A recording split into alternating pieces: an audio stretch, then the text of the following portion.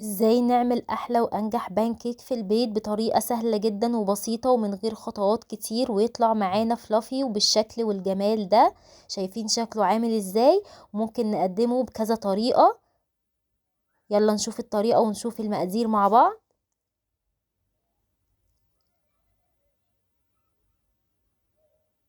عندي هنا بيضتين بدرجة حرارة الغرفة، عليهم 3 معالق كبار من السكر، كيس صغير من الفانيليا، وهنقلب كويس لحد ما السكر يدوب كويس مع البيض.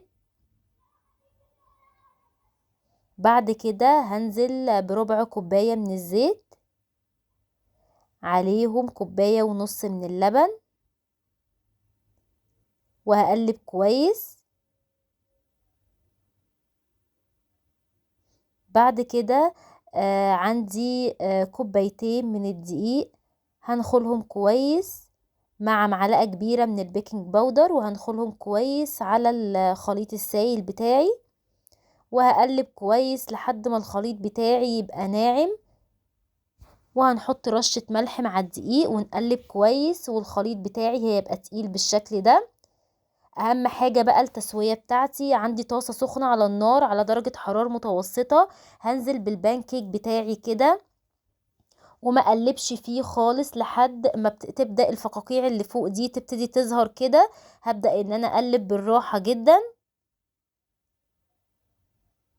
اهم حاجة النار بتاعتي تبقى متوسطة وما نقلبش خالص لحد ما الفقاقيع تظهر فوق كده. شايفين شكله عامل ازاي؟ شايفين التسوية بتاعته فوق زي تحت بالظبط، وبيطلع معايا بقى بالشكل والجمال ده. ممكن نقدمه مع العسل والفاكهة، ممكن نقدمه مع صوص الشوكولاتة، بيطلع معانا فلافي وطعمه تحفة.